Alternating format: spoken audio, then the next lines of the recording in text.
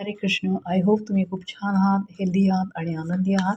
त्या positive नोटवरती divine guidance काय आहे, डिवाईन एनर्जी, तुमचा दिवस एनर्जी कशी असेल आपण बघूया. 19 जानेवारी. ओके, काय आहे 19 जानेवारीची एनर्जी, ओव्हरऑल गायडन्स. 3 कार्ड्स आपण घेतले आहेत. Bottom of the deck past lives आहेत. तर बऱ्याच लोकांना आजच्या दिवसासाठी असा गायडन्स आहे की पास्टमध्ये घडलेल्या घटनांचा जास्त विचार करू नका. ओके, आणि जास्त विचार कराल तर तेवढ्याच त्या अनवॉन्टेड ट्रॅपमध्ये तुम्ही मेंटली आणि इमोशनली अडकत जाल. सो पास्टमधल्या घटनांना बाय बाय करायचं आहे आणि पॉझिटिव्हिटीकडे जास्त राहायचं आहे. मला सॉरो कार्ड क्लॅरिफाय करावं लागेल. उद्या असं दिसते मला की तुमचं अस्तित्व जे आहे ते तुम्हाला माहिती आहे.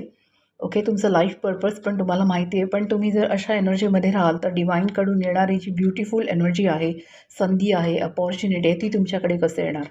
तर पास्टमध्ये अडकून दुःखामध्ये राहण्यामध्ये काहीच म्हणजे एनर्जी मिळणार नाही. कारण की ते पण बघा क्लिंजिंग टू द पास्ट.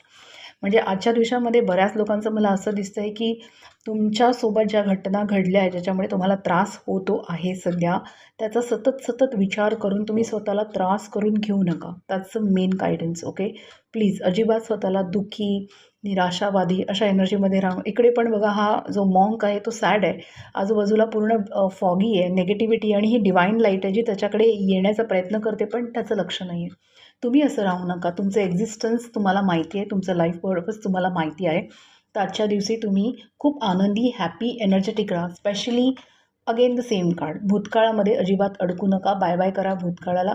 नाहीतर ओव्हर थिंकिंगने तुम्हाला तुमचं फ्युचर पण दिसणार नाही. Please live in the moment. आजच्या मोमेंटमध्ये तुम्हाला जगायचं आहे. आजचा दिवस, आजचा आनंद, आजचा एनर्जी, आजचं तुमचं काम. ओके, सो आजच्या ज्या पण सुंदर गोष्टी तिथे जास्त फोकस्ड करा, ना की भूतकाळामध्ये. दुसरं, प्लीज मेडिटेशन करा. ओके, शांत बसा 10-15 मिनटं, जप करा. काहीतरी असं करा की जेणेकरून क्रिएट तुमच्या आतमधली जी एनर्जी, जी उथळ आहे ती शांत होईल. Okay, this will help you a lot. तर बरेच लोकं मला असं पण करताना दिसत आहे की ओके, फायनली स्वतःचं ऐकणं, स्वतःच्या आतमध्ये डोकावून बघणं. बाहेर कितीही कोलाहल असला तरी काही फरक पडत नाही आहे तुम्हाला. ओके, सो काही जणांची ही एनर्जी पण मला दिसत आहे. निरंतर जो फ्लो आहे, जो नेगेटिव्ह एनर्जीचा आहे, तो बहत जाणार आहे, तो राहणार नाही आहे. Okay, and the bottom of the deck आहे पॉसिबिलिटीज. तर तुम्ही जर ऊर्जा चेंज केलीत, भूतकाळात नाही अडकलात, तर खूप नवीन संधीज, अपॉर्च्युनिटी हळूहळू तुमच्याकडे यायला लागतील. गरुडासारखी झेप तर घ्या.